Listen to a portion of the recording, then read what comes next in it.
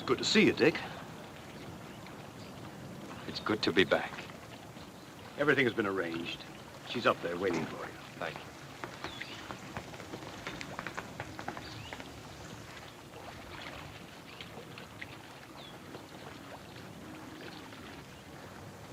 Poor dear man.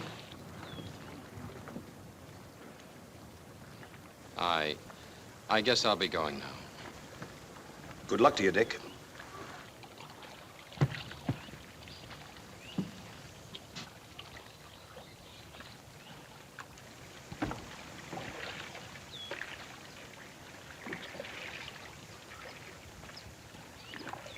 Been through hell, hasn't he? To a man like that, 2 years in prison is worse than hell. Isn't that Dick Harlan? The chap who used to live in back of the moon? Yes, I believe it is.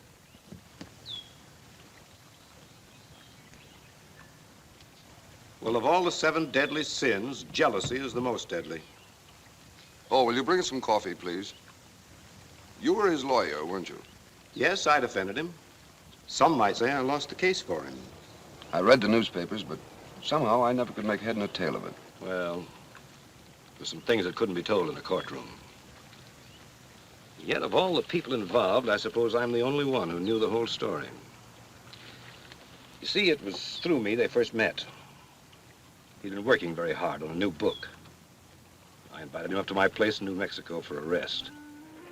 They met on the train.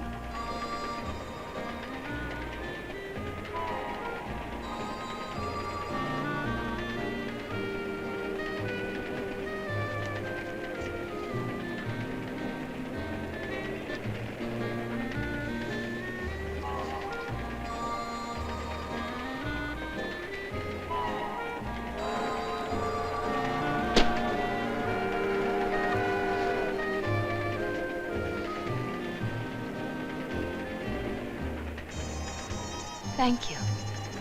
You're quite welcome.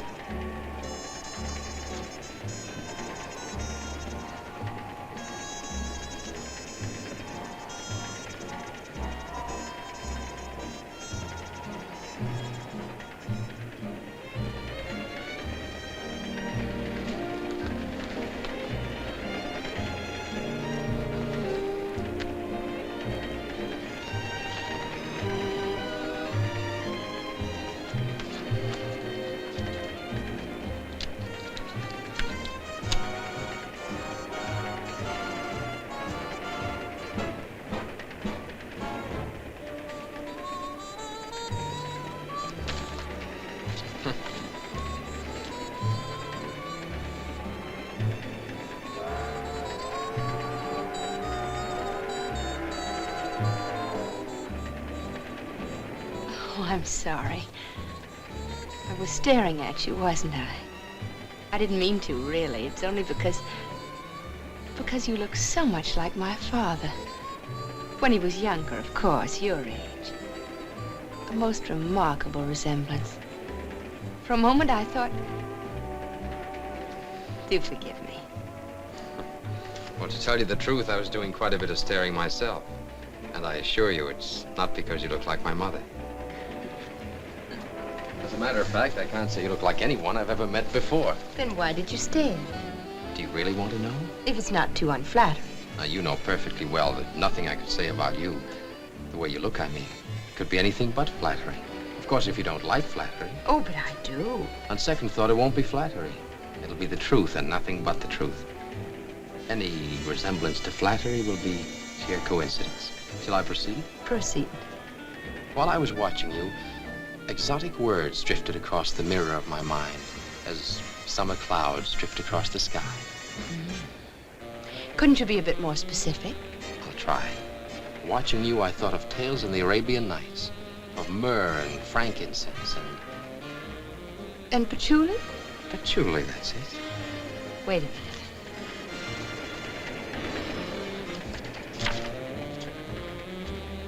I knew it. Here it is. I quote, "As he watched her, exotic words drifted across the mirror of his mind. He thought of tales in the Arabian Nights, of myrrh and frankincense and patchouli." unquote. So that's where it came from. Well, I guess so, but really I wasn't. I give you my word, it's weeks since I read the thing. It must have impressed you enormously. The book? Not particularly. Rather a sloppy job, I thought. I agree with you. You do? Next stop, your center. Next stop, your center. Oh, that's me.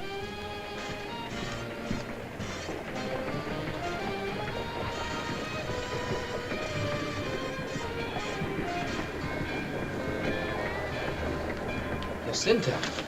It's me. Oh, there you are. Hello there.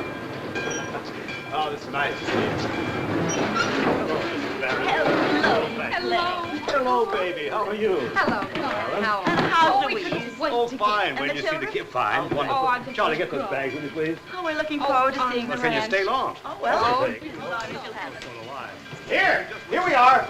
Hello there. Hello, Glenn. How are you? Nice to see you. Glad to see you, Oh, dear. you look fine. How's your brother?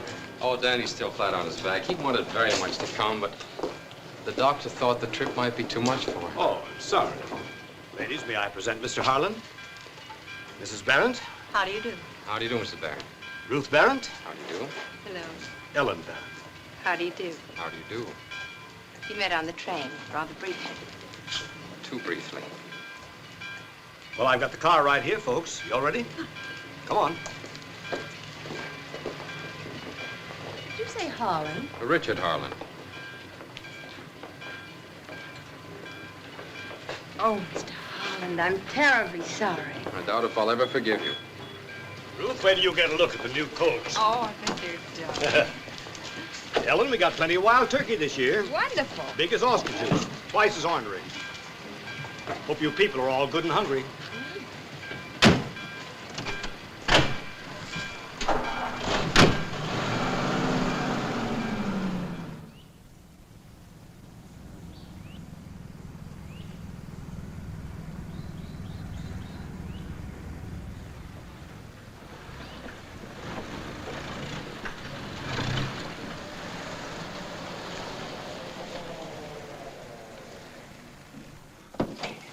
Here we are. Mom, they're here. They're here. Welcome to Rancho Jacinto. Thank you, Oh, Glenn. Mother, isn't it wonderful? Oh, it's beautiful. Ruth. Oh, my dear. Margaret. Oh, I did want to come to the train to meet you, but I thought it best to stay here to supervise dinner. Hello, children. Ellen, how are you? Dick, it's so good seeing you, but where's Danny? He couldn't quite make it this time, Louise. Oh, I'm terribly sorry. Is he still at Warm Springs? Yes, and he's getting along just fine. Oh, good. You'll probably want to change. Come, I'll show you. Yes, come on. Show your place. How long I Right up here, folks. Those trout were in the stream a couple of hours ago. That's something you couldn't get in Boston. Oh, perhaps not, but on the other hand, our codfish. Oh, well, now, I was born and raised in Boston myself, and I yield to no one in my passion for codfish. I hate codfish. So do I. Children, that's rank disloyalty. It's treason. Mr. Harlan, what do you think? Well, Mrs. Roby, I'm what you call a salmon man. The fact of the matter is, Mother just doesn't like New Mexico. Since this is my first visit to New Mexico, I don't see how you can say such a thing. It's true just the same. Father and I used to come here every spring, year after year.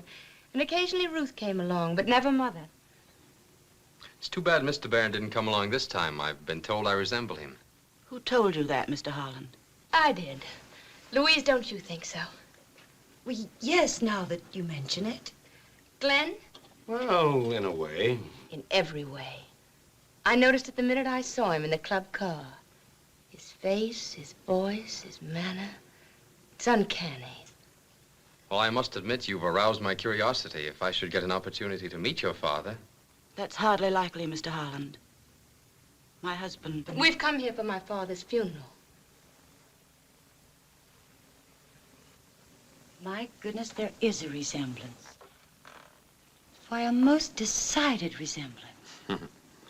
Tell me, what did they mean about coming here for the funeral? Oh, that was rather a figure of speech. As a matter of fact, Professor Barrett died some time ago in the East, and his body was cremated. They brought the ashes here. They're having the ceremony in the morning. Where? High up in the mountain, sort of a plateau. a favorite spot of his. He used to go there a lot with Ellen. Well, now, if you'll excuse me, I'll see if the children have gone to bed.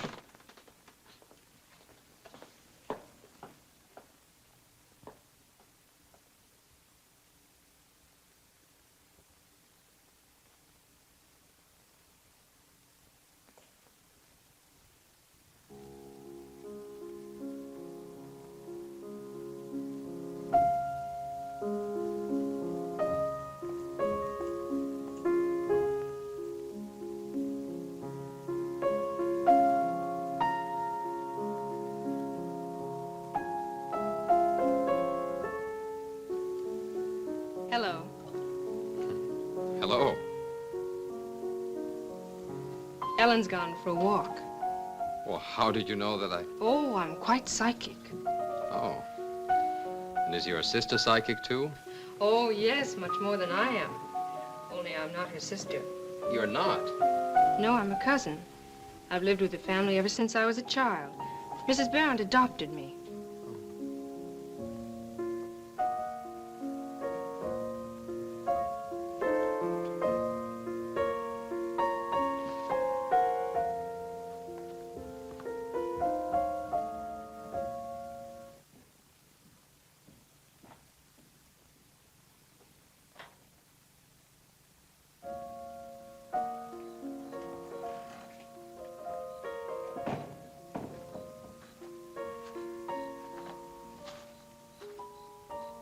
Good evening, Mr. Holland. Oh, good evening.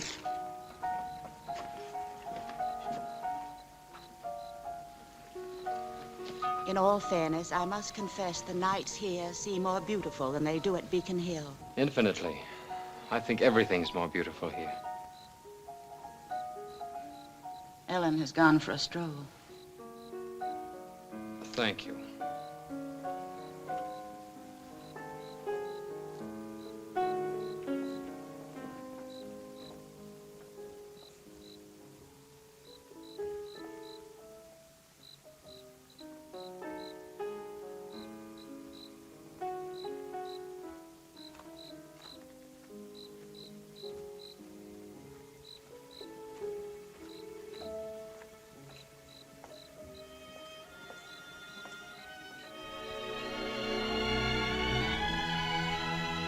Hello.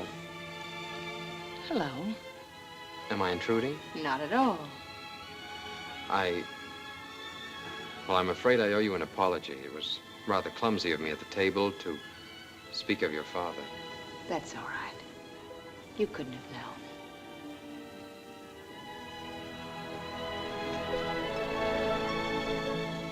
You were very close to your father, weren't you? Yes, we were inseparable.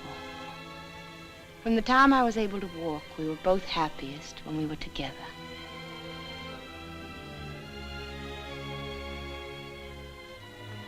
Engagement ring? Yes. I believe I better be going in now. We're getting up at 5 o'clock in the morning. Good night. Good night.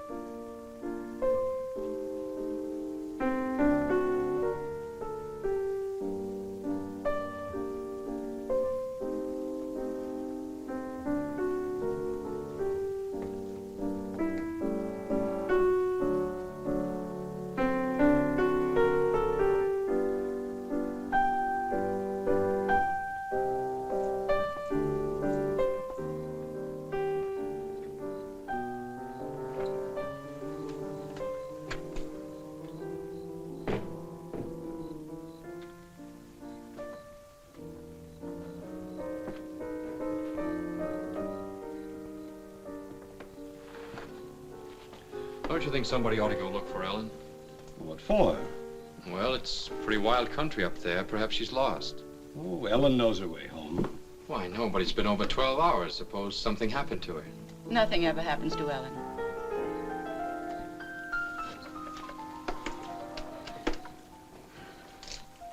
Well, I think I'll take a ride before I turn in.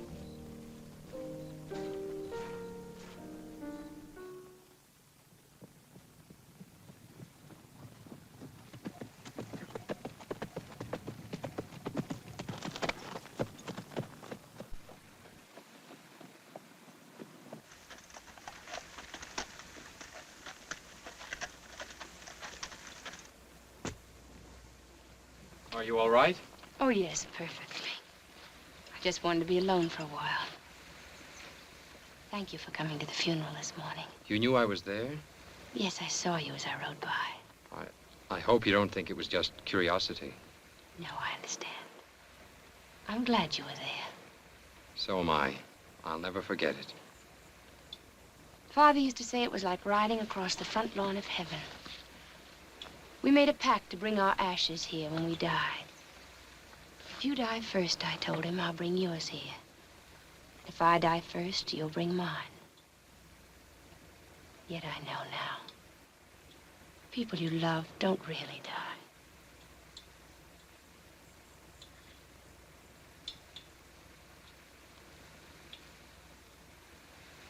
Shall we go now?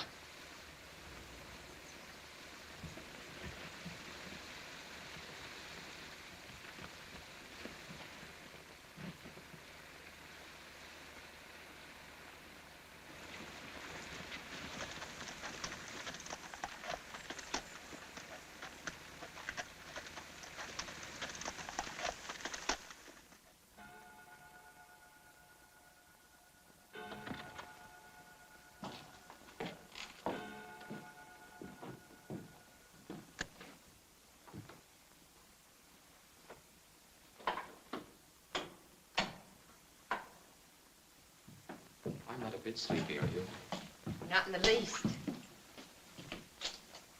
Have you forgiven me yet? What I said about your book? Oh, that. I have an altogether different opinion now. I finished reading the book last night, and I found it quite absorbing. What made you change your mind?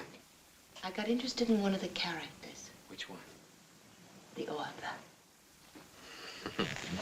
Well, I assure you the book is not supposed to be about me. Oh, but it is, whether you like it or not.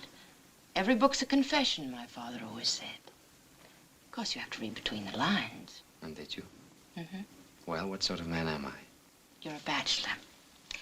30 years old. You were born and raised in Boston, and you went to Harvard, where you edited the Lampoon. When you graduated, you went to Paris, and you studied painting for a while. You have a lodge in Maine called Back of the Moon.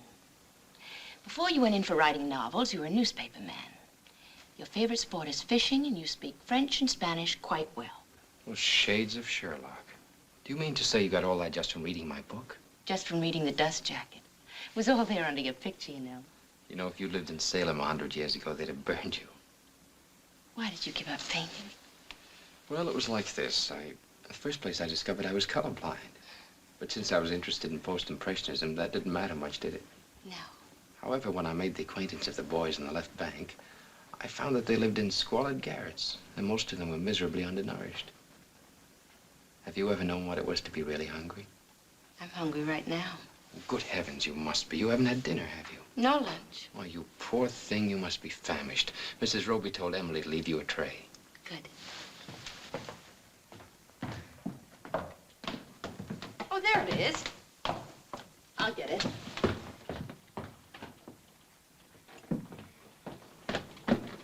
Let me. Tell me about your place in Maine. Oh, it's just a cabin. A shack, that's all. But it's set down in just about the most beautiful country I've ever seen. Why do you call it Back of the Moon? Well, there's a lake up there, shaped like a crescent. Danny and I used to spend all our summers there. You love Danny a lot, don't you? Well, naturally, Is that why you've never married? Because you've had to take care of him? No, not exactly. The way I feel about marriage, well, it's like, thank you. It's like that trip I made to Europe after I was graduated. I hadn't the least idea of going abroad. It just happened. I was taking a walk with a girl, and we went down to Boston Wharf and watched a freighter being loaded. And I liked the looks of her. The girl? No, the freighter. She looked good to me and she smelled good to me. I didn't even know where she was going, but I knew I was going with her. And I did.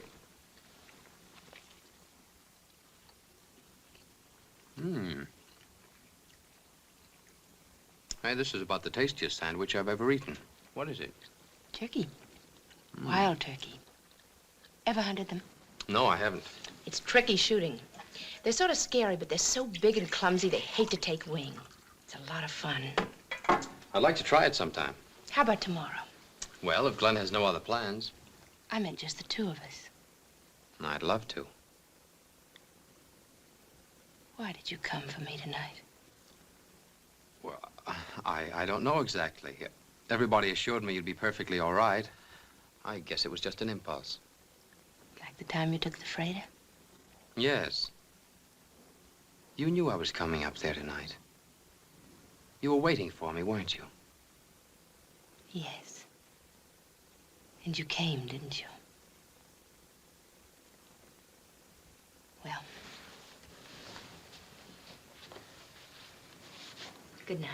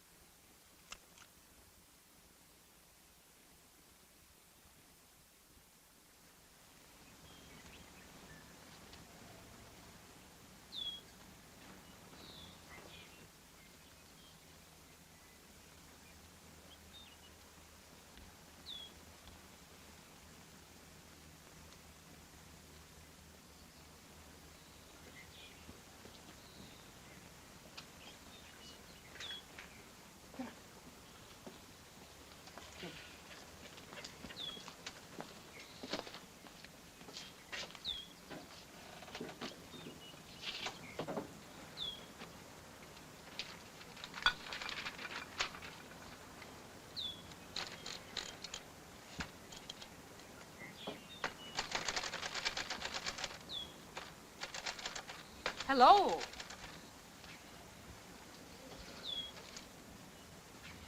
What's going on up there? I'm just pruning and tying up the roses. I hope I wasn't interfering with your work. Oh, not at all. I'm glad you're here. I was thinking about you. Something you said the other night. What did I say? Something rather strange.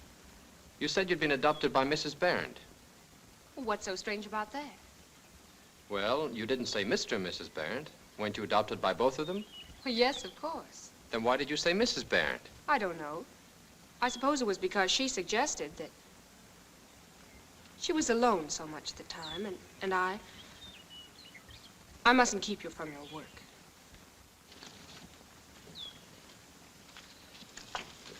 Be careful. Oh, I'm all right.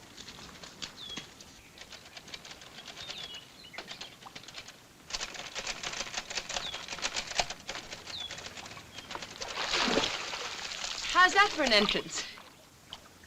Perfect. I'm delighted to see you. All of you. Thank you. I do hope I've interrupted you in your work. You have. Constantly, all morning. But how could I? I haven't been with you until just now. Oh, yes, you have. I've been thinking about you and about Quentin. Who told you his name? Glenn Roby. How did he happen to tell you? I asked him. Why? Because I hated Quentin. Do you know him? No. Then why do you hate him? Because you knew him. That's nice. You going to hate everybody I know?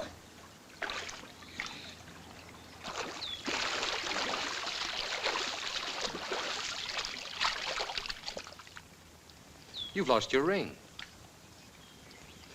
No, I took it off an hour ago. Forever.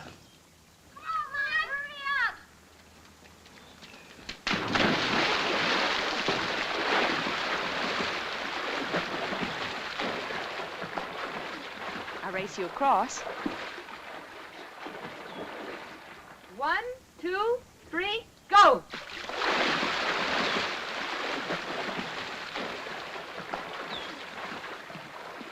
Attaboy, Lynn. Come on, Lynn. Keep it up.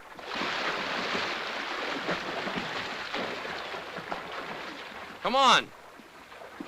Lynn's going to win. No, Ellen. Ellen always wins.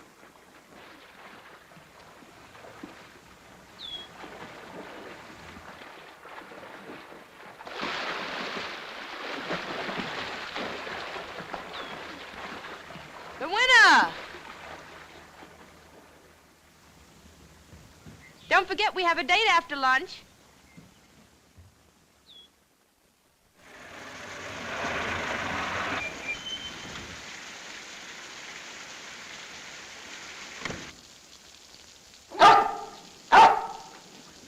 Quiet, Chris. Lie down.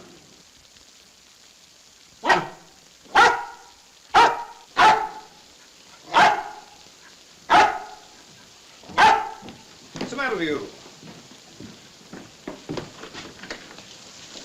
Oh, come in. Hello, Roby. Quiet, Chris. Quiet. You take your things. Thank you.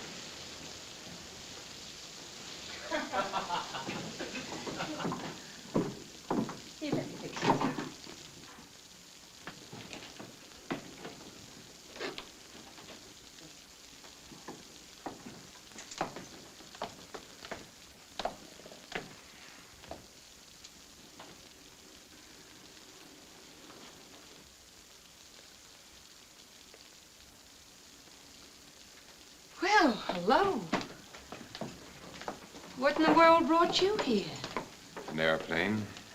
I grabbed the first one I could catch after getting your telegram yesterday. Why all the rush? I wanted to be among the first to congratulate you on your forthcoming marriage. Well, we hadn't planned to announce it for a while, but since you've let the cat out of the bag... Darling, this is Russell Quinton. My fiancé, Richard Harlan. How do you do? Might I have a moment with you alone? Certainly. We can go in the library. Will you excuse us? Mrs. Barron, Ruth.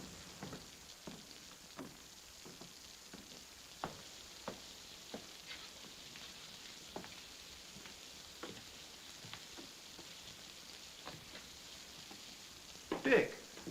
Dick, is it true? I'm so happy for Ellen. Well, For thank you, both Ruth. of you. Well, that's all very well, but what I want to know is when and how. Well, I'm sorry, Russ. Really, I am. I never expected you to come here in the midst of a political campaign. When do you plan to be married? As soon as possible. Would it be convenient for you to postpone it until the fall? Until after election, you mean? Well, it wouldn't do me much good for the news to get out that I'd been jilted and thrown aside like an old shoe. Oh, come now, Russ. Surely there's no political significance in the fact that a lady has changed her mind. I don't understand it, Ellen. I always knew you'd never marry me while your father was alive. But after he died, I thought there might be a chance. What happened? I'm in love. We intend to get married at once. Tomorrow.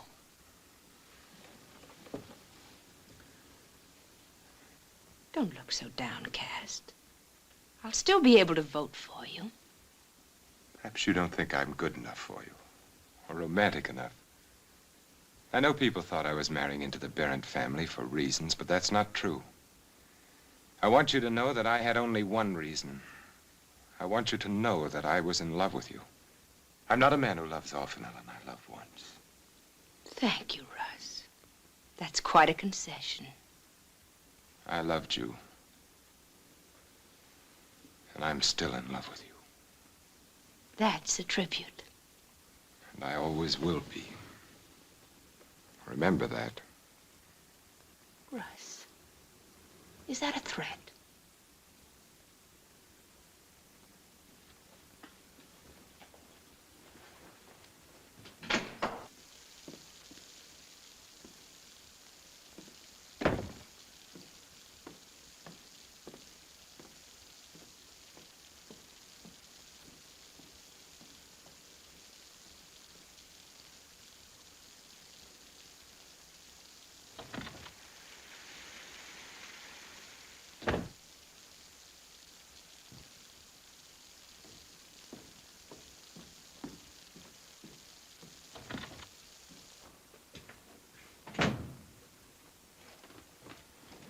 Now, look here, Ellen.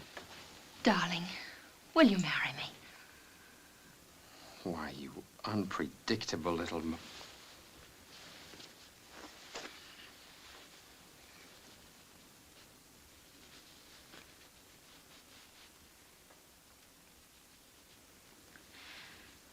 And I'll never let you go. Never, never, never.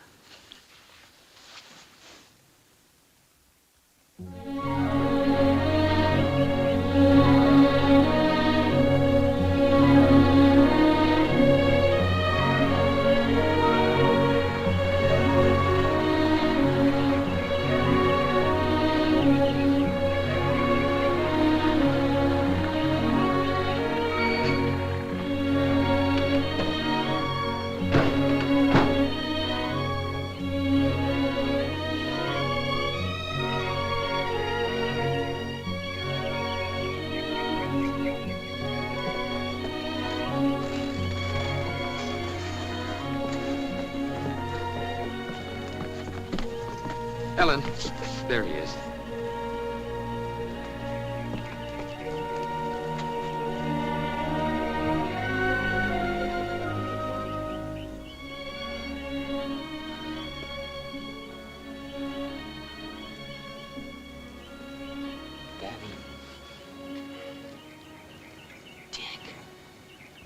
Dick.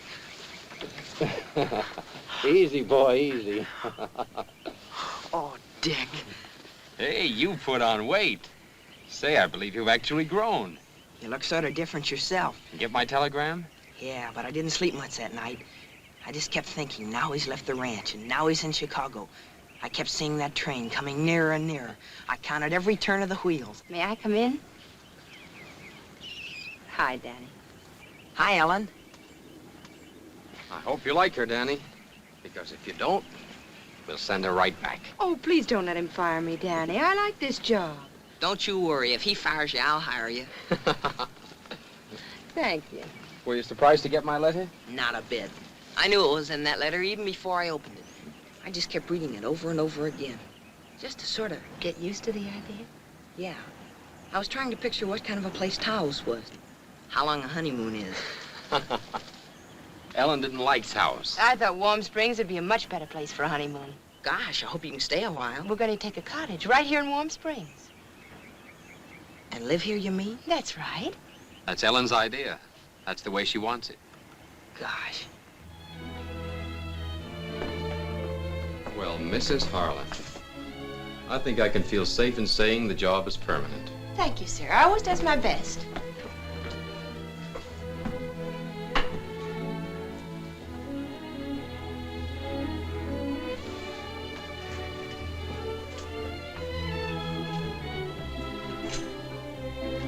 I trust you'll find the soup to your taste. It's sheer understatement to call this ambrosia soup. I call it consomme à la patchouli. But when you get around to hiring a cook, be sure and teach her the recipe. I have no intention of hiring a cook or a housekeeper or any other servants. You mean for the present? Ever. Idiot. I don't want anybody else but me to do anything for you. I want to keep your house and wash your clothes and cook your food. A born slavey. And besides, I don't want anybody else in the house but us. Ever? Ever. Well, but suppose in the natural course of events. Well, that's different. And what about Danny? Well, that's different too. And only 3 people have ever been to back of the moon. That's me and Dick and Thorne. Who's Thorne? Leek Thorne. He's a woodsman. He helped build the house and the dam and the boathouse and all. He takes care of the place.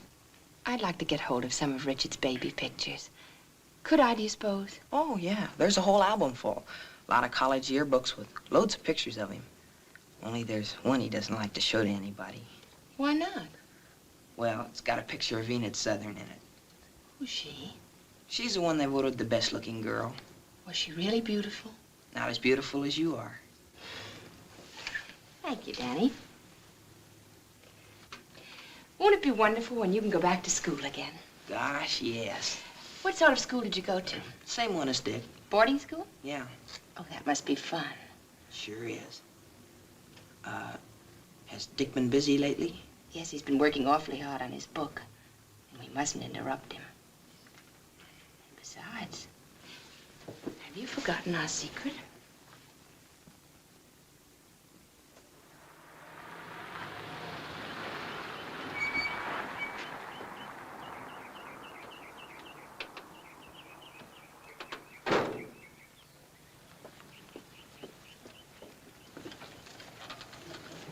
Danny!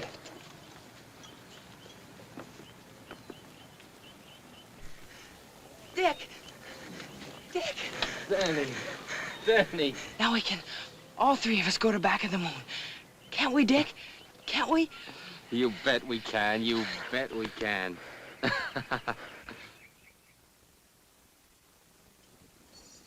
It's way up north, miles from nowhere. I know all about that place. I've heard about it plenty from Danny. He can't wait to get up there again. I know that's my problem. You see, Dr. Mason, my husband is planning to leave for Back of the Moon as soon as possible. And he wants to take Danny with us. So do I, of course. What's the problem? Well, it's so remote up there, wild and rugged and miles from the nearest town. The facilities are rather primitive. There isn't even a telephone just in case we need to reach a doctor for Danny. I'm quite sure he won't need a doctor up there. Or medicine or something. Or medicine or anything. But what about school? That can wait. I must say Danny's progress has been rather remarkable. I don't know how you did it. You must have practically willed that boy to walk.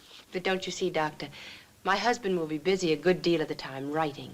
And with nobody else around. Isn't there somebody there, somebody with the name of Thorne? Yes, but he's leaving, and so it'll be...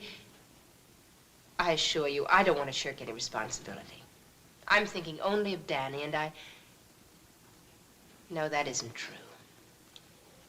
I'm thinking a little about myself, too. I know you'll understand, Dr. Mason. I gave up my honeymoon to come here so that my husband could be with his brother. But he's been working, and the burden's been on me. I've spent hours here, every day. I was glad to do it. It was no sacrifice at all. I love Danny as much as he does. And I'm just as happy as he is that Danny's doing so well. But after all, he's a cripple. I'm sorry. I didn't mean to say that. I'm sure you didn't. I didn't mean it. Of course not. I'm afraid I haven't been too well myself lately. Mrs. Harlan, what do you want me to do? I want you to tell my husband that it would be better for Danny to stay here at Warm Springs. But that isn't true. It would be much better for him to go to Back of the Moon. But surely it could do no harm for him to stay here, or perhaps go back to school. And if you'll only tell my husband... Why don't you tell him? Because coming from you... Richard. Hello, Doctor. Oh, Richard, I've got such wonderful news. Dr. Mason has just consented to let Danny come with us to Back of the Moon.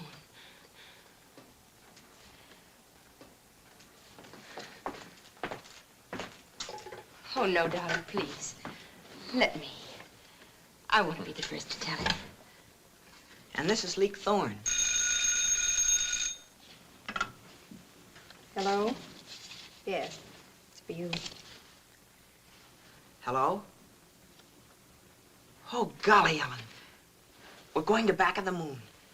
Yes, Ellen? When? Tomorrow? Oh, gosh. Yeah? Gee, thanks, Ellen. Gosh.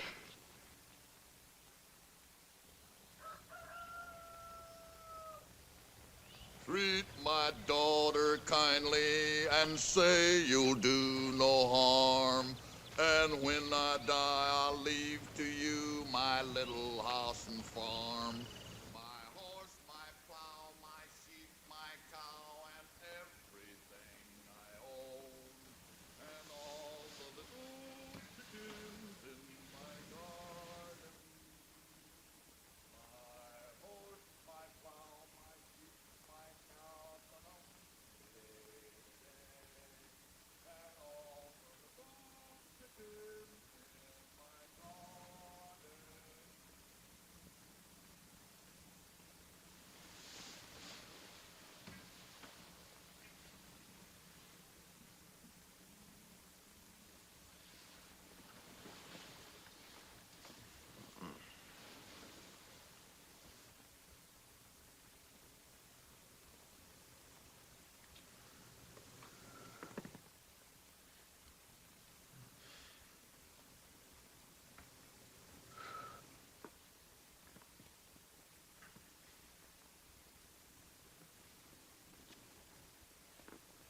Good morning.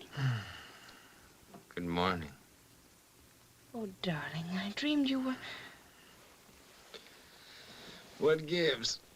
Another day with you. 24 hours with you.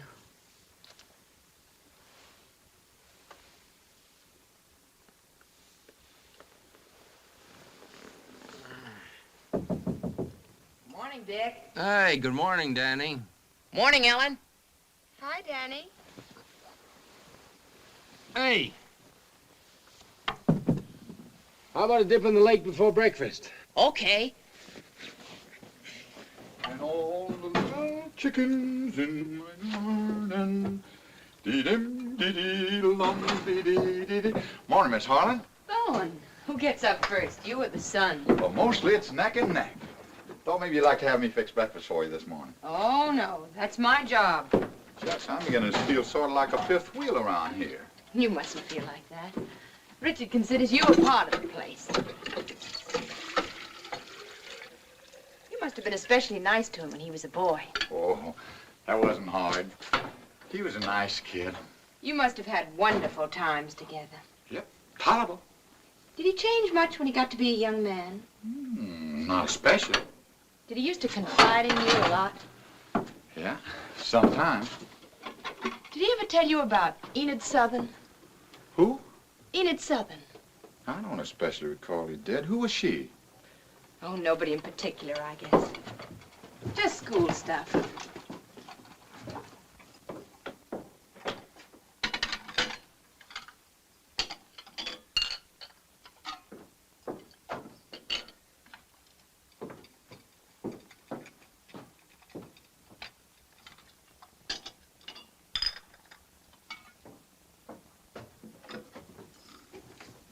I'll take those. John, do you dream a lot?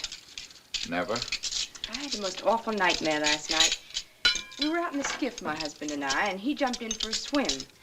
But I was too lazy, so I just rode after him. Somehow I was afraid. And when we got to the middle of the lake, I thought it was time for him to get back into the boat. So I decided to call out to him. But I had no voice. Suddenly Richard went under. Not diving, but the way seals do.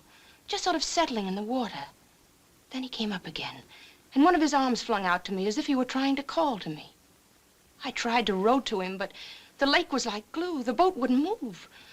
My arms were paralyzed. Then he went down again. And this time he stayed down. Well, I reckon there's only one way left for you to save his life. How? For you to wake up. That's just what I did.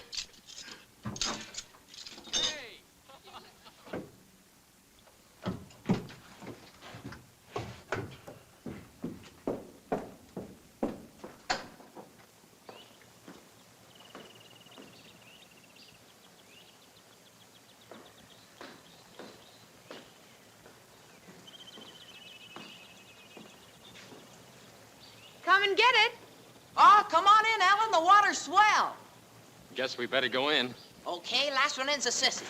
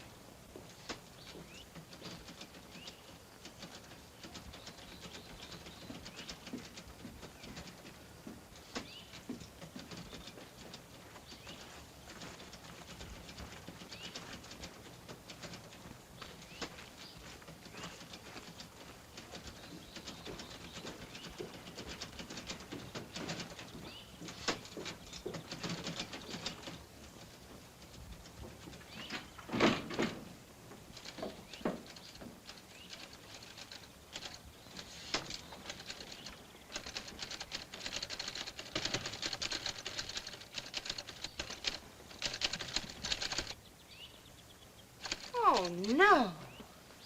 Know what? Good grief. Will you marry me, he said. Well, what's wrong with that? In the first place, men never propose. They may think they do, but it's really the woman. Who told you that, Ripley? And if men do propose, they never say, will you marry me? Get away, Gadfly. Did you ever propose to a woman? Hundreds of them.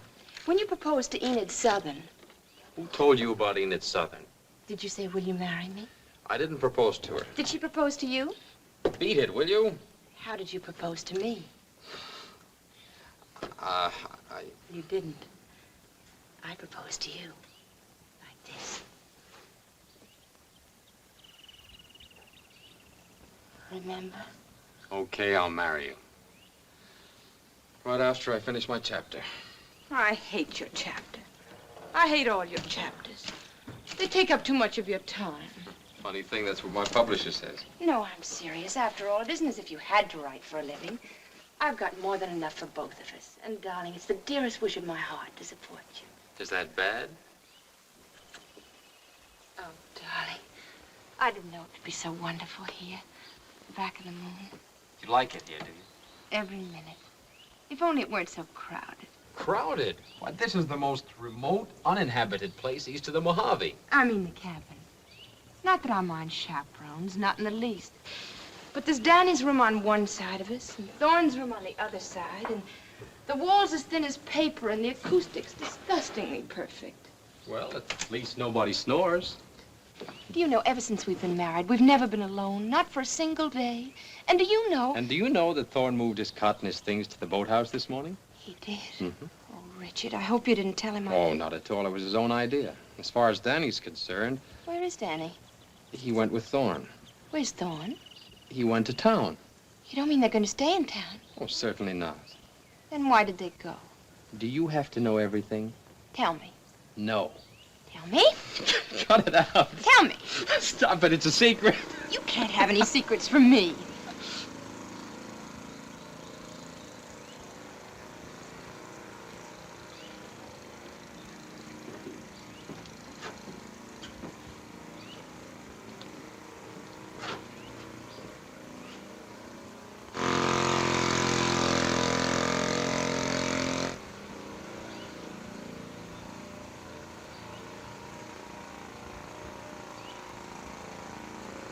We wanted to surprise you, honey.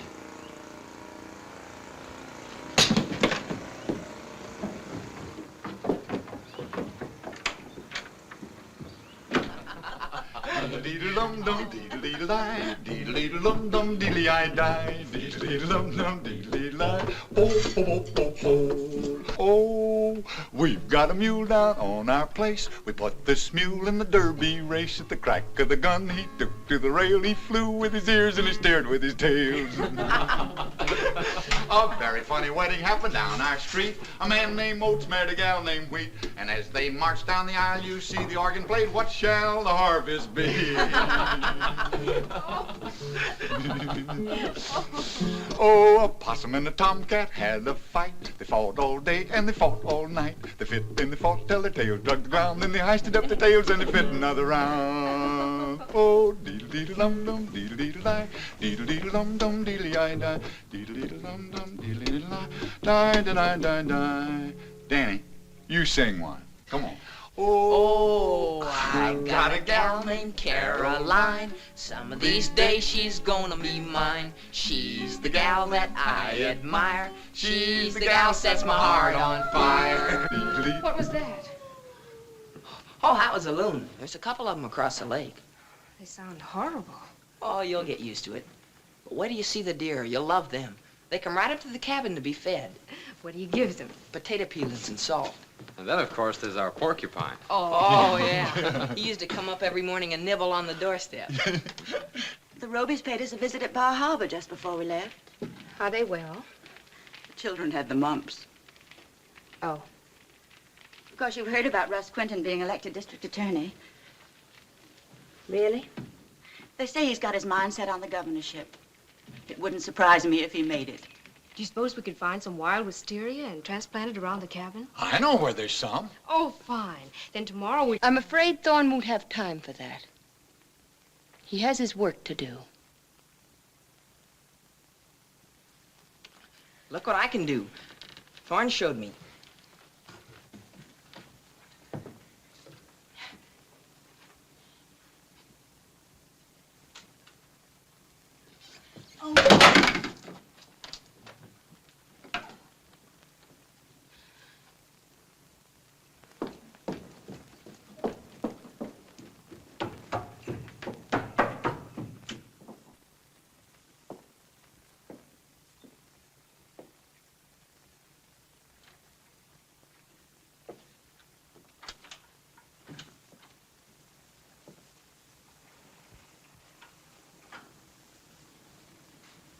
After all, Mother, you must remember Ellen didn't expect us.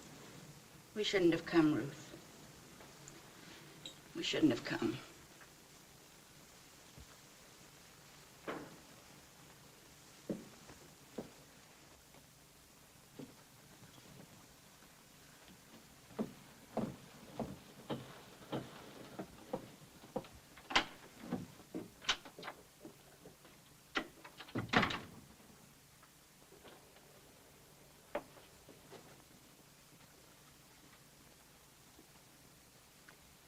There must be a few loose bricks in the chimney. I noticed it wasn't drawing very well.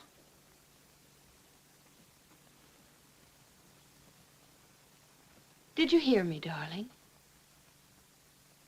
What happened tonight? Ever since Ruth and your mother arrived, you've been acting like a shrew. At the landing, you were cold. At dinner, aloof and sullen. And after dinner, you were beastly. I wasn't expecting guests. They're your own people. I thought you'd be pleased. Don't let's quarrel, Richard. And Danny adores you. You hurt him. Why? I was upset. You were insulting to your mother, mean to Thorne, treated him like a servant. Well, isn't he? Certainly not. He's a friend, one of my dearest friends. Is Ruth one of your dearest friends, too? What's eating you? Ruth is your own sister. Ruth is not my sister. All night long, you devoted yourself exclusively to her.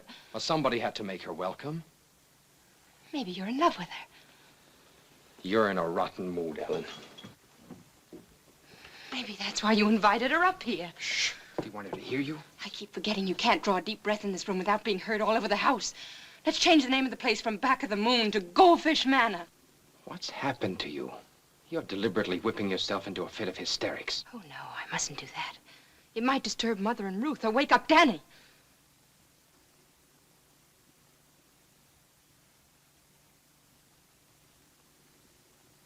Ellen, what's got into you? I don't know.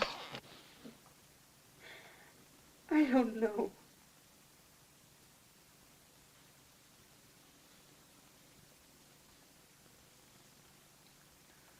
Oh, darling, forgive me. I'm sorry. I can't help it. It's only because I love you so. I love you so I can't bear to share you with anybody.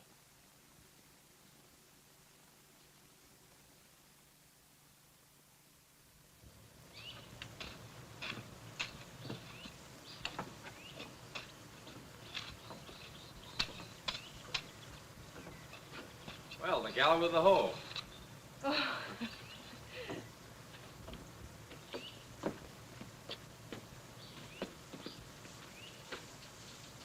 Say, you're doing a swell job. Oh, it's easy here. You just put things in the ground and they grow. It's much harder by the sea where we live. Dick, when are you going to visit us at Bar Harbor? When I finish the book, maybe? I think you'll like it there. We were talking about it this morning, Mother and I. We thought it might be a good idea for Danny to go back with us when we leave. The beach is lovely, and we have a sailboat. He'd have a wonderful time. I'm sure he would.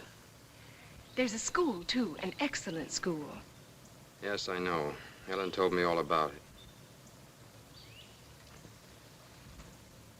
I'll have a talk with Danny.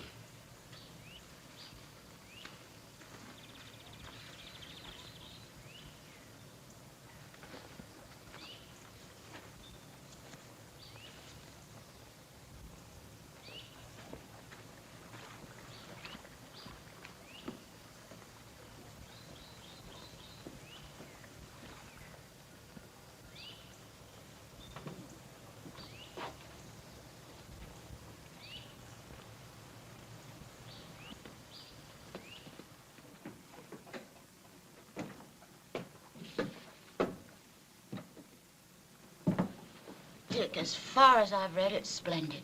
Oh, well, just for that, I'll dedicate the book to you. Now, what shall I say? To my sweet, my beautiful, my discerning mother-in-law? Who advised me to dedicate this book to my wife. I'll dedicate the next one to her. Let's dedicate them all to her. I hope you'll send me the rest of the manuscript when it's finished. Well, there are only a few more chapters to write. I'll probably wind it up before you leave here. Well, that's hardly likely. We're planning to leave on Saturday.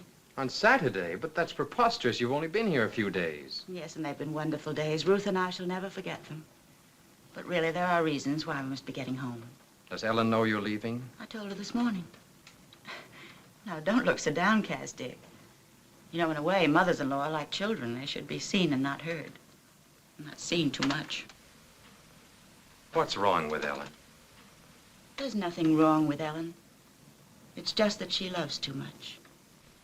Perhaps that isn't good. It makes outsiders of everyone else, but she can't help it. You must be patient with her. She loved her father too much.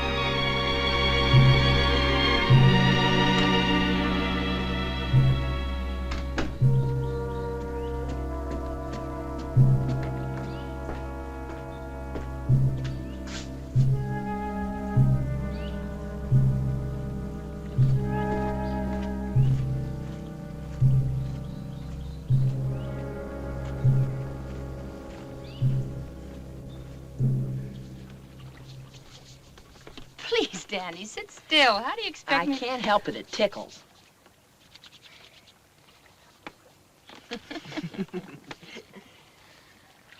You'll just love our house by the sea. There are a lot of rocks on one side of the beach, and when it's low tide, you can go there and watch the anemones and the ink squids.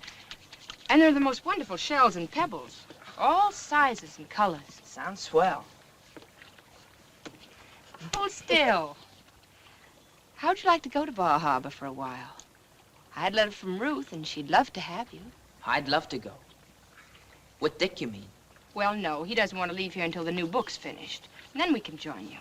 No, I'd rather wait then. Till we can all go together, the three of us. We wouldn't be separated for long. Just a few weeks. No, I'd rather wait.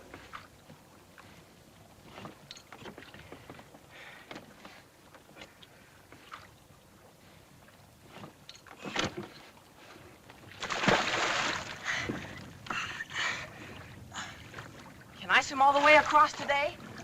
Think you could make it? Why, sure. I made it 3/4 yesterday, and I wasn't a bit tired. All right. If I make it today, can we show Dick tomorrow? Yes, tomorrow. And we don't have to tell him how long I've been practicing, do we? No. We can just pretend that you decided to do it on the spur of the moment. Yeah, that's what we'll do. You know, I can just see him watching now. After a while, he'll say, "That's enough, Danny. Better get back in the boat now." And I'll just pretend like I didn't hear him and keep right on going. Are you ready? Ready.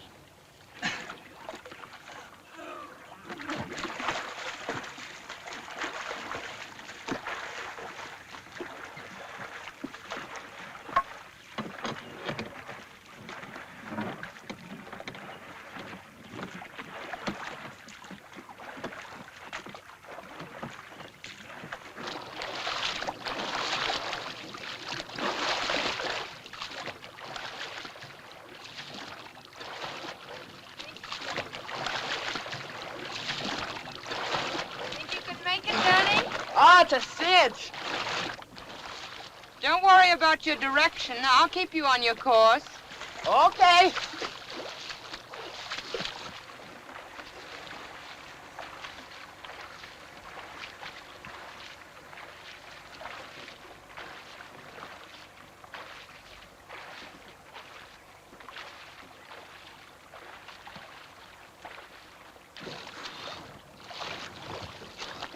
Are we halfway to the point yet?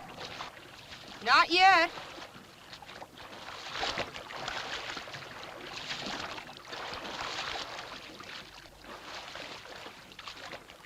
You're not making very much progress, Danny.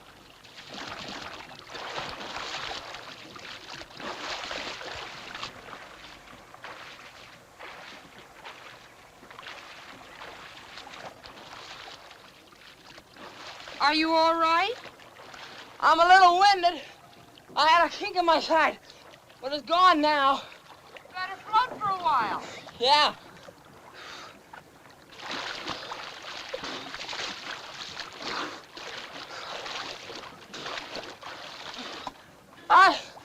I think I'm getting tired. Take it easy. You don't want to give up when you've come so far. Okay. I'll get my second wind in a minute.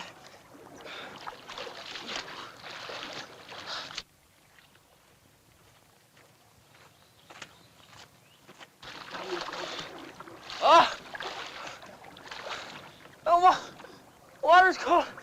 Colder than I thought. I ate too much lunch. I got a stomachache. Alan! It's a cramp. Alan, it's a cramp.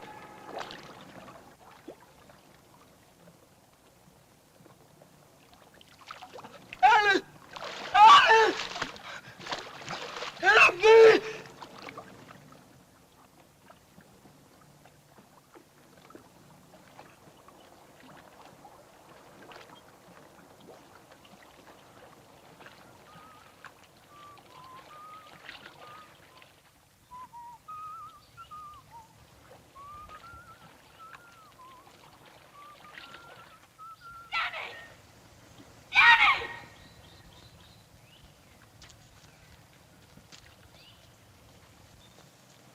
Danny!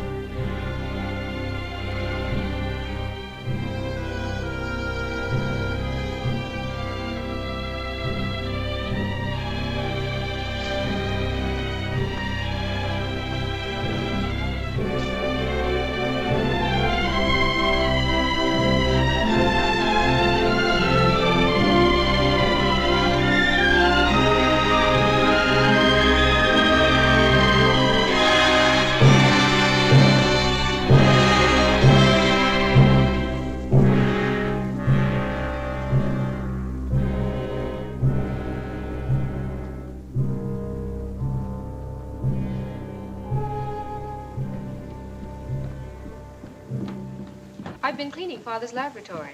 I thought it might be a good place for Dick to work. He's dropped his work. He's dropped everything. I'm losing him, Ruth. I'll die if I lose him.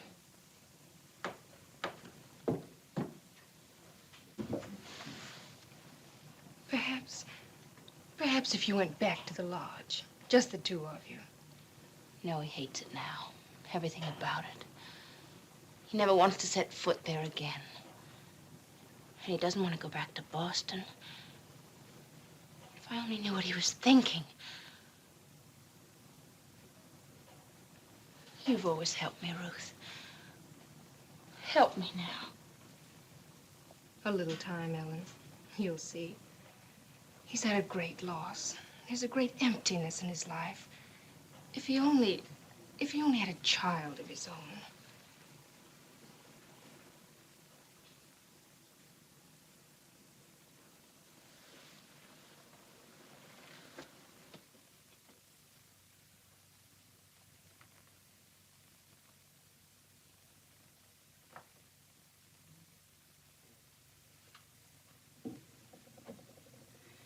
Oh, it's wonderful. When Ellen was a little girl, her father fixed this room up as a playroom for her. Then when she grew up, he used it as a laboratory. Now it's going to be a playroom again, just as it was before. Not exactly, Mother. Your baby was a girl. I was going to be a boy. You've decided that, have you? Well, definitely. Ellen gave me a word of honor. Stand still, will you? I've got a kink in my neck. Dotted Swiss would be nice for the curtains. What about the rug? You don't put rugs in children's playrooms? You use linoleum. Why? Linoleum washes easier, just in case. Say, you women think of everything, don't you? All right, you can rest. Oh.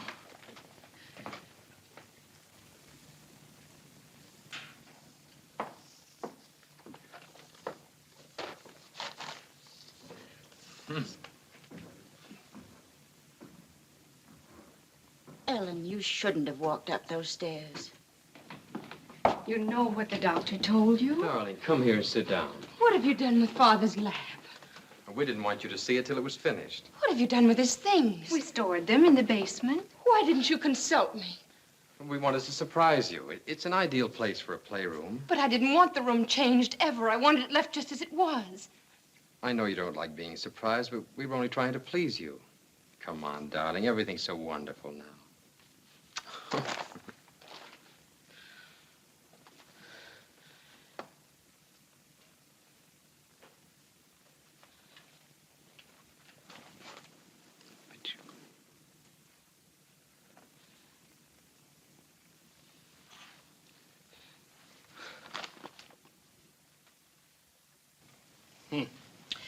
You'll have to behave yourself. Imagine eating shrimps at a time like this. Where's Richard? You went to town. They always upset you. I've been telling you that for years. Did Ruth go with him? Yes, I think so. And especially now in your condition. When did they leave? Right after lunch. And another thing, don't try to be so blamed athletic. What time is it, Mother? Almost 5. You've got to stop gadding about. Gadding? What are you talking about? This baby's making a prisoner out of me. Now, what are you having it for, then? I can't do anything. I can't go anyplace. I don't even see my husband. Why don't you have him come in here? Because I don't want him to see me this way. That doesn't make sense. Those are orders now. No shrimps, no stairs. And don't you budge off that couch.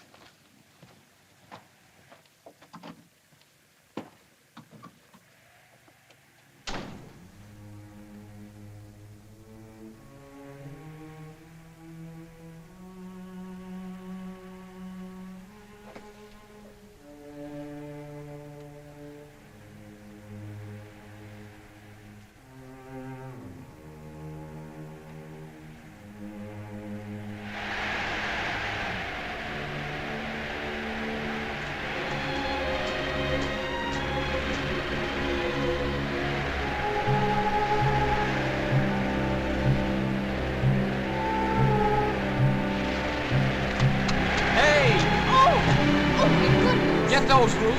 Oh, heavens!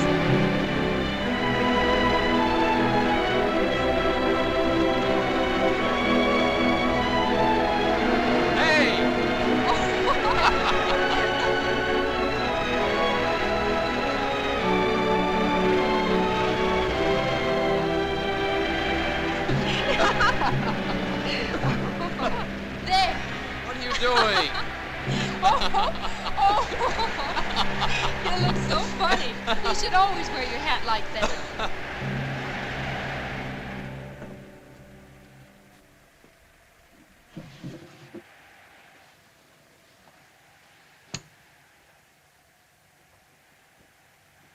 I missed you this afternoon. What did you do when you went to town? Oh, we just shopped around for the baby things. You were gone about 4 hours. Well, we walked to town and back. Rather a long walk, isn't it? Tell me, what did you talk about? Oh, a lot of things. About Danny? No, About me? not especially. You're looking very well, Ruth. I've never seen you so happy. Tell me, do you think Richard loves me? Well, now, that's a silly thing to say. Oh, I know in the beginning he loved me. But I'll tell you something funny. He never liked me. He loved you, but he never liked you. That's right. We've never really been friends like you and he. He likes you. Tell me, has he found a nickname for you yet? Well, not exactly.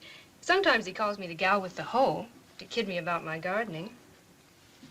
He used to call me Patchouli.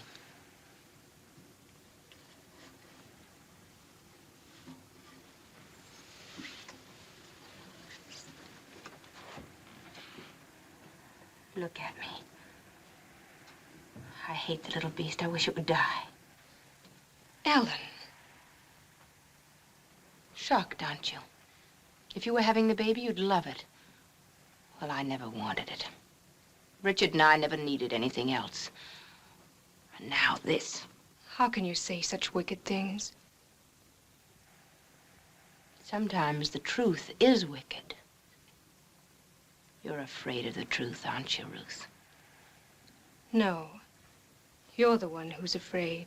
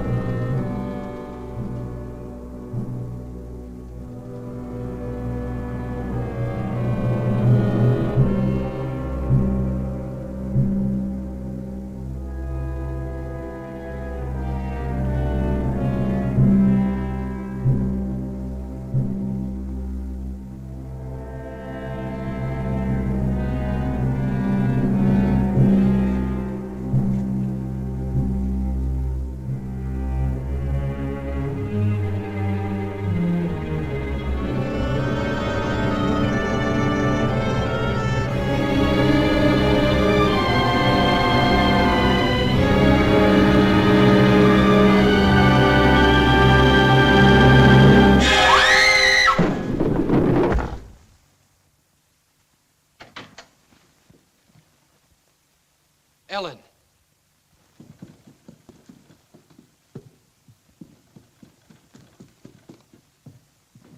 Call the doctor.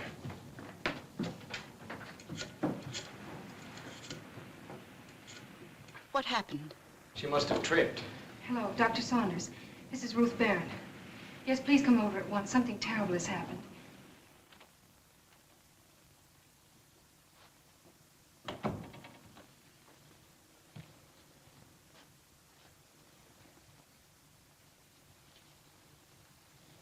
Well, we couldn't save the child.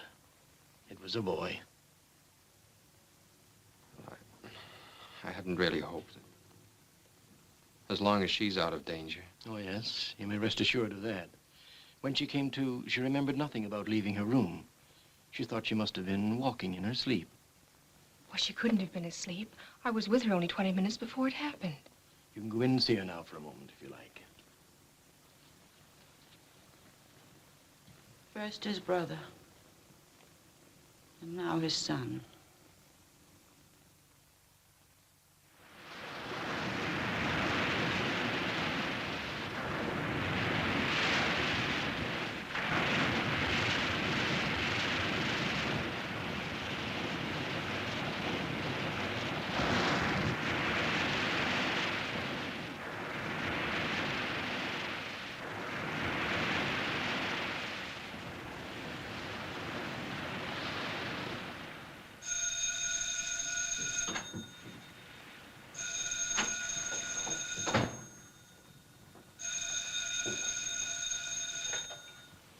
Yes?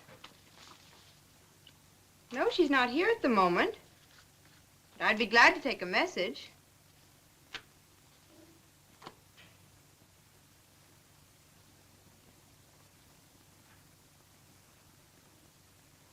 Yes, I will.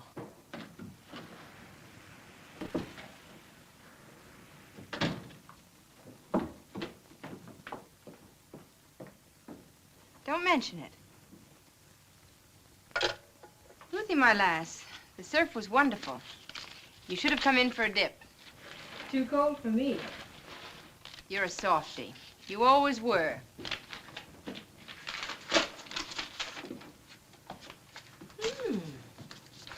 Richard's new book. Nice.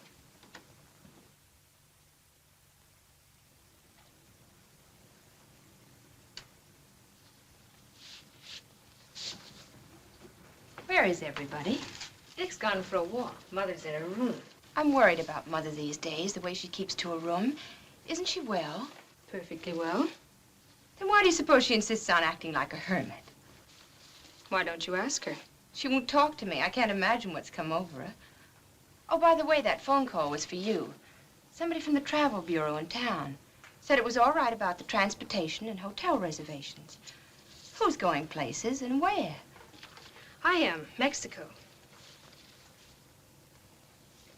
Well, why the wanderlust all of a sudden?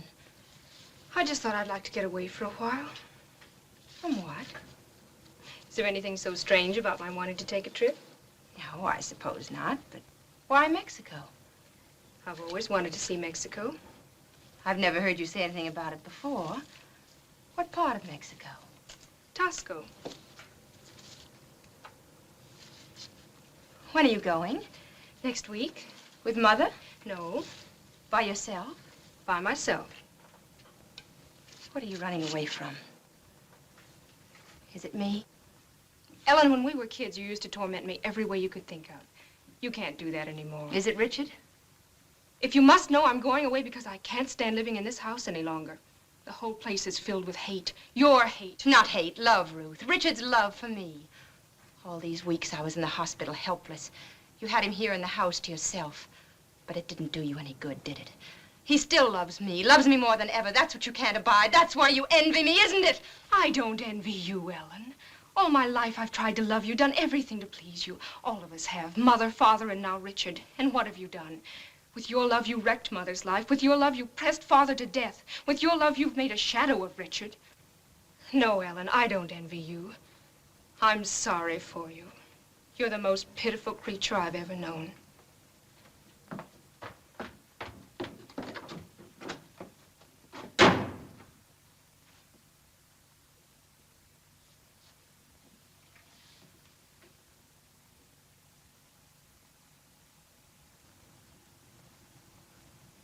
Hello, Richard. Have a nice walk. You haven't shaved, darling. But I'll forgive you. Your new book just came. I've been glancing through it. I noticed the dedication to the gal with the hoe. I'd hoped it would be to Patchouli, but I suppose she did help you with it a lot. Oh, well, there'll be other books. Darling, I had no idea the setting of your book was Mexico. I didn't even know you'd been there. Why didn't you tell me?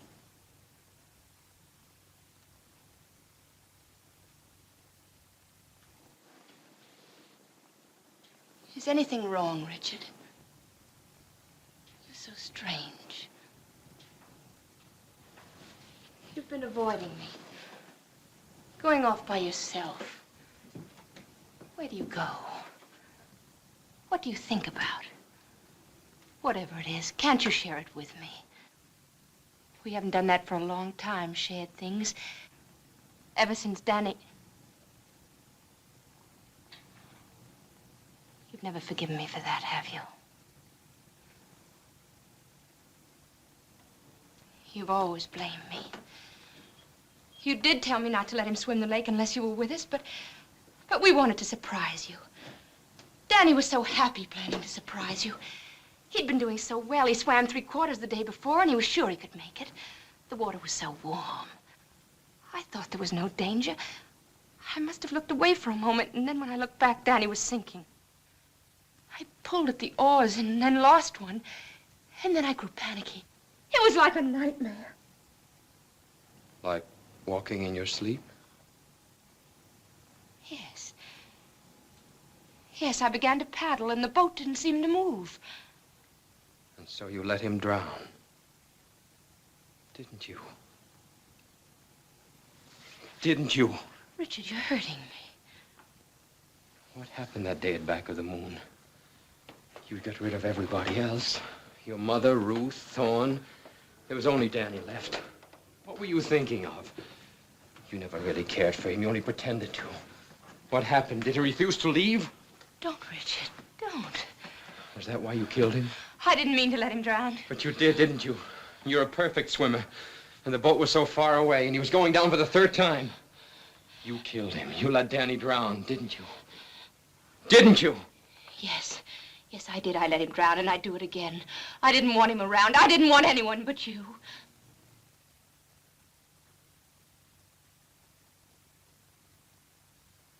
I knew it. I must have known it all along. I kept pushing it out of my mind. I couldn't believe it. Didn't want to believe it. How could I? You loved me, you said. Wanted only to make me happy. Yes. Yes, that was all I ever wanted, Richard. Your happiness, only that.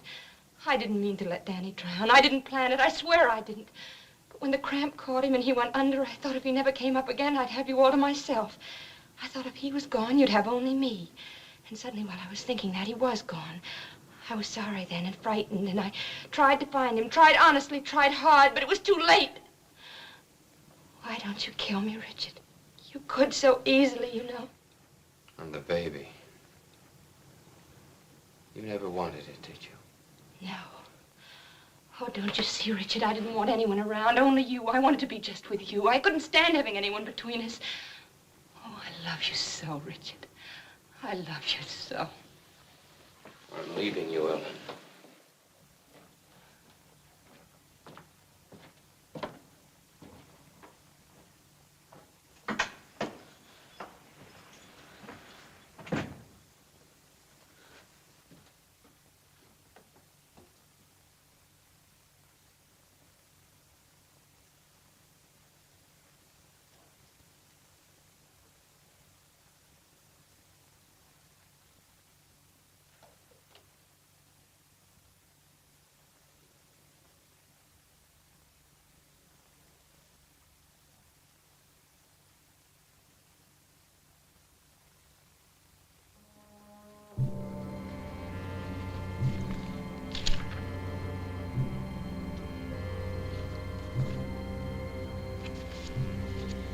Mr.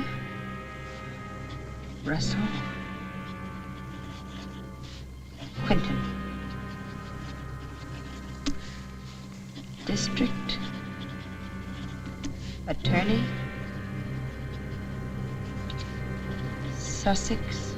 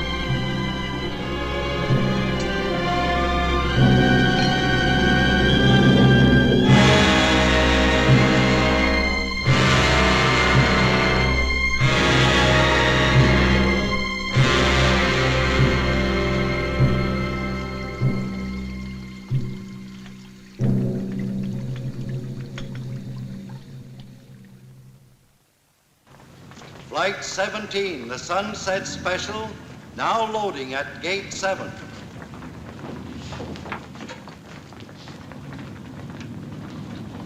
Mr. Richard Harlan, wanted at the telephone. Inquire at information. I'm Richard Harlan. Use the phone number 1. Thank you.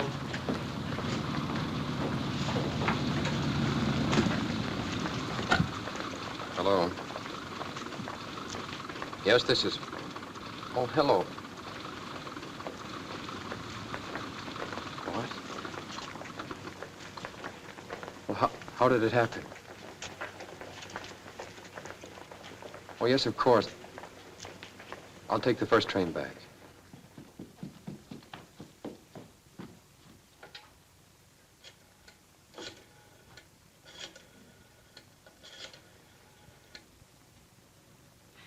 Dr. Saunders, I'm sorry to get you out of bed, but she's much worse. Oh, would you hold on for just a minute, please?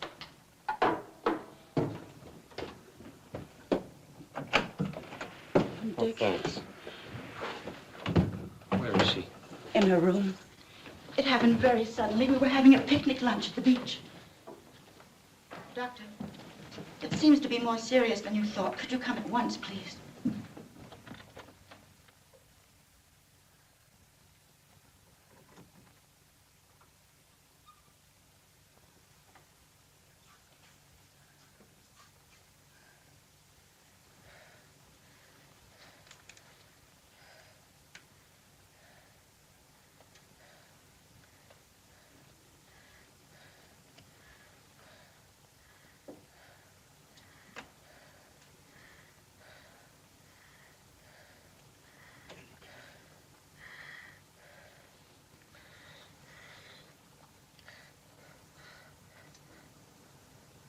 Richard.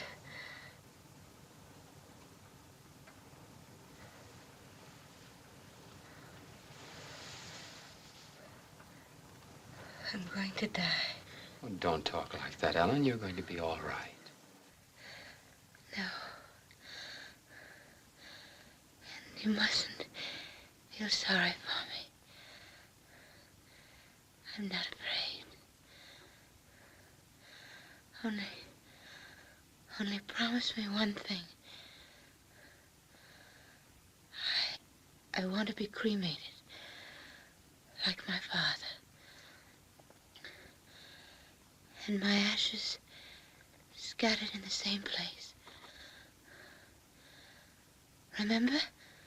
I remember. Promise? Of course, Ellen. I'll promise anything you like, only... Richard!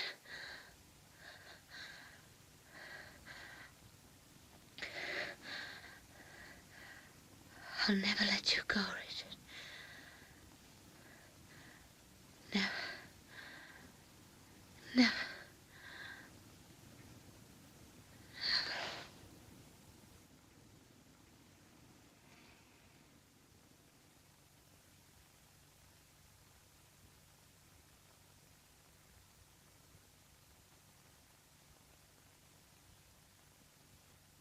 Murder. Cold, brutal, premeditated murder.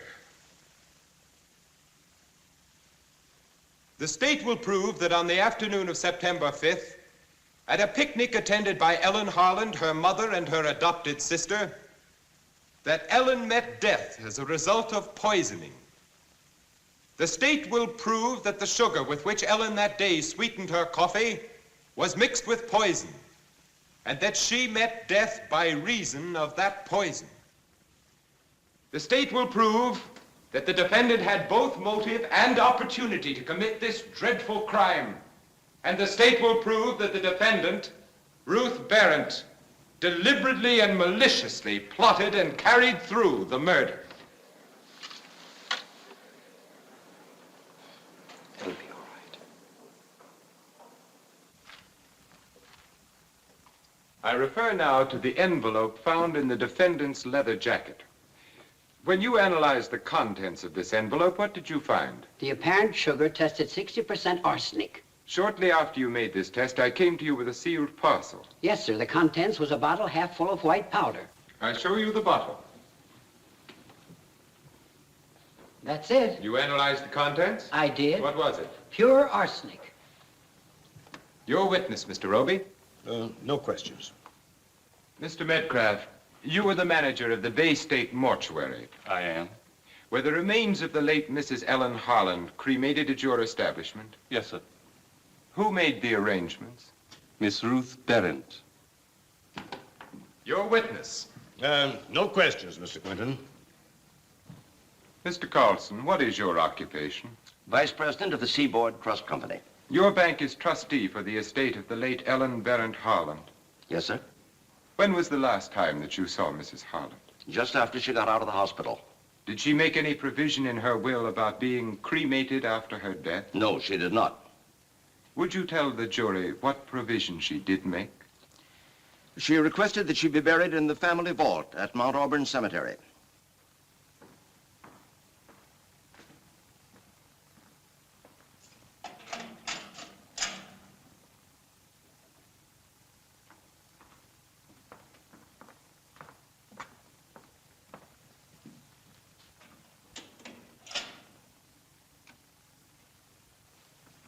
Hello, Dick. Hello.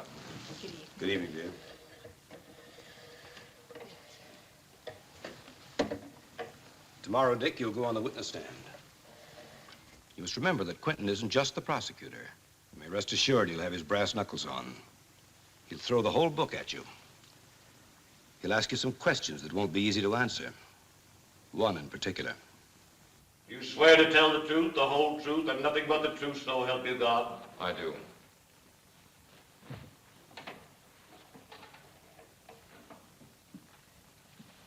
Your name? Richard Harland.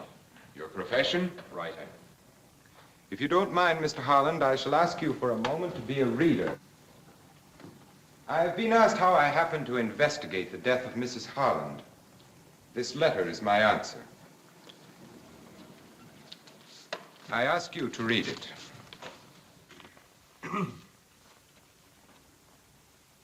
Aloud? Please.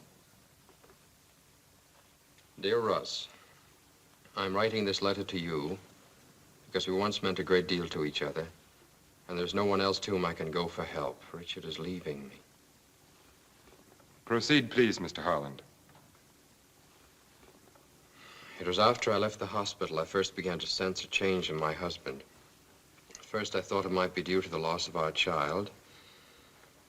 And then the truth, the awful truth, began to dawn on me. The reason for the change was Ruth.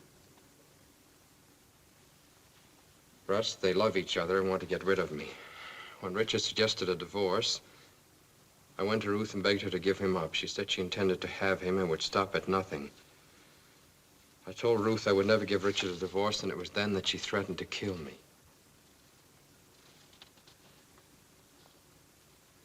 Go on, Mr. Harland.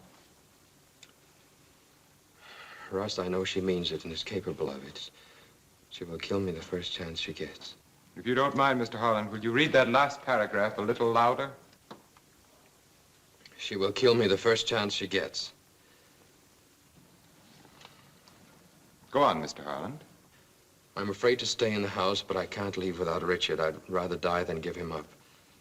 I don't know what to do or where to turn except to you, Russ. Please help me, Ellen. Mr. Harland, you identify the handwriting in this letter?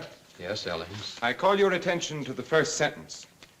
I am writing this letter to you because we once meant a great deal to each other.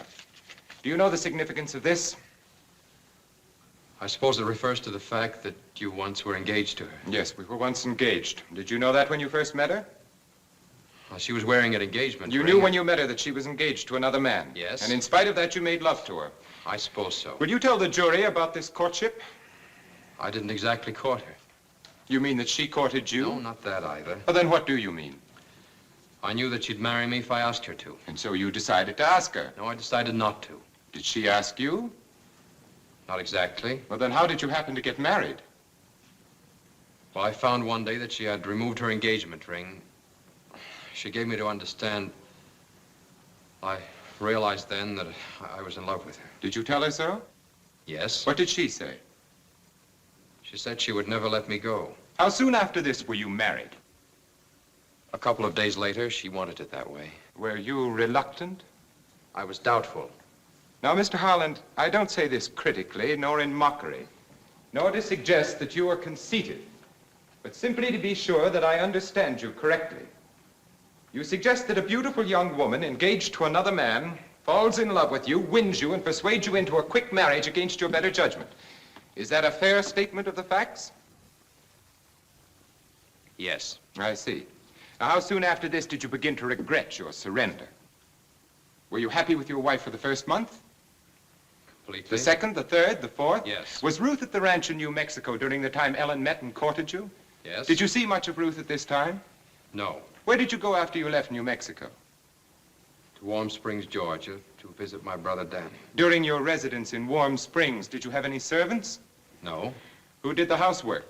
Ellen. And the cooking? Ellen. You couldn't afford any servants. It wasn't a question of afford. She preferred it that way. Ellen liked doing things for you. Yes. Did Ruth come to visit you during this time? No. Where did you go after you left Warm Springs? To a fishing lodge I have at a place called Back of the Moon. Did anyone come with you? My brother Danny. When was that? In June. In June, were you still happy with your wife? Yes. How about July? Yes. You loved her in July. How about August? Did anyone come to visit you in August? Mrs. Barrett. Anybody else? Ruth. You loved Ellen in August. Well, how about August? My brother was drowned in August. Yes, I know how that must have saddened you. But did it affect your love for Ellen? Danny meant a lot to me. So did Ellen? Yes. Danny was drowned in August. Come to September. Did your love for Ellen continue in September? In a different way. In what different way? We were to have a baby. You mean that your love for Ellen increased because she was going to have a baby? No, not exactly. Did it grow less? I don't know. Well, then what do you mean by in a different way? I don't know. During this time, you were living in Bar Harbor at the Barrett home? Yes. And Ruth was there all the time? Yes. Your wife was confined to her room? A good part of the time. Did you see a great deal of Ruth during this time? Yes. Practically every day? Yes. When did you stop loving Ellen? I don't know. Isn't it true that shortly before your wife died, you quarreled with her? Yes. What about? I can't say. Wasn't it because Ellen was jealous of Ruth? She had no reason to be. Wasn't she? Ellen was jealous of everybody. But was she jealous of Ruth? I refuse to answer that. Then perhaps you'll answer this. Are you in love with Ruth? We're very good friends. Are you in love with her? I'm very fond I of her. want you to answer yes or no. I'm asking you a very simple question. Perhaps you didn't understand me. I shall repeat it for you. Are you in love with Ruth? Are you in love with Ruth? Are you in love with Ruth? I hand you a copy of Richard Harlan's new book. Kindly turn to the dedication page. Would you please read the dedication? To the gal with the hoe. To whom does that refer? To me. Isn't it rather strange that Mr. Harlan didn't dedicate his new book to his wife?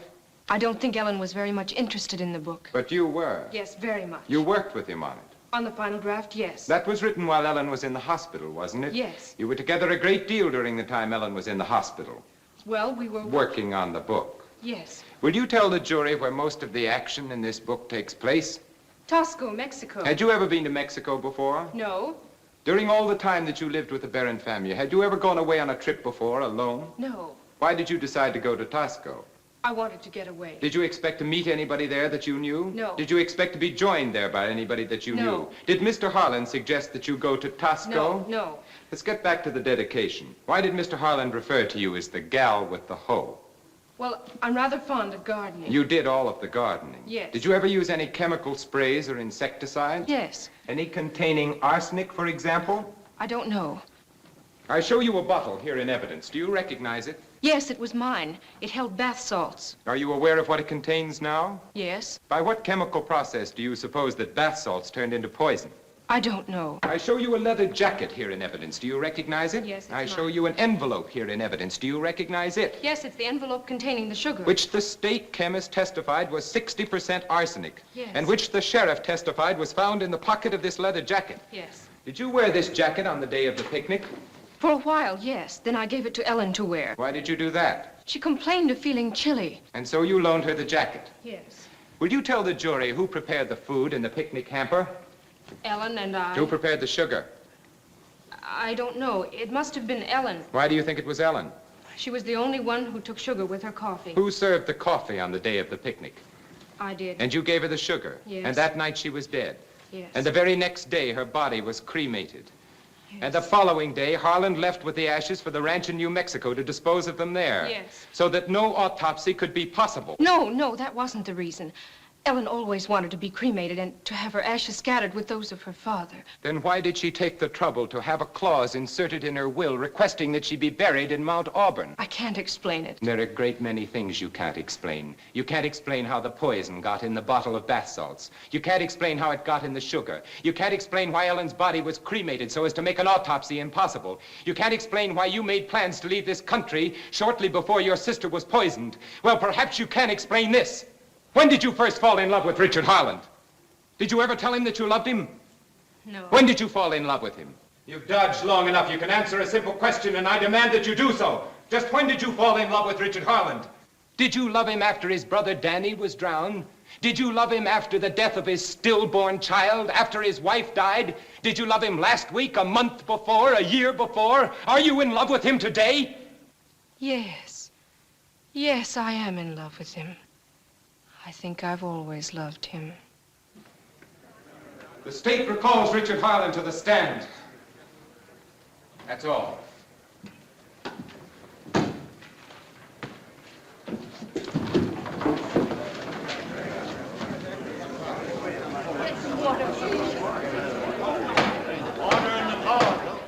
Richard Harlan, you heard that woman finally tell the truth. And now I want the truth out of you. You heard Ruth Barrett confess her love for you. And now I ask you, as I have asked you over and over, time and again, are you in love with her? Are you in love with the woman who murdered your wife? My wife was not murdered. She killed herself. Do you honestly believe Ellen committed suicide? Yes. Knowing her as you did and I did, you think her capable not only of committing suicide, but falsely accusing her own sister of her death? Ellen was capable of anything. You actually want the jury to believe that she was that sort of monster? Yes, she was that sort of monster. A woman who sought to possess everything she loved, who loved only for what it could bring her, whose love estranged her own father and mother, whose love possessed her father until he couldn't call his soul his own, who by her own confession to me killed my brother, killed her own unborn child, and who is now reaching from the grave to destroy her innocent sister. Yes, she was that sort of monster. Order in the court!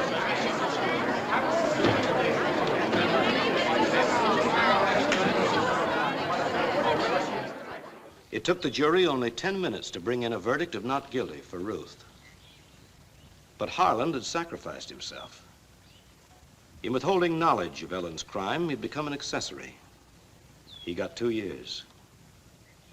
But Ellen had lost. I guess it's the only time she didn't come out first. I guess Dick's about home now.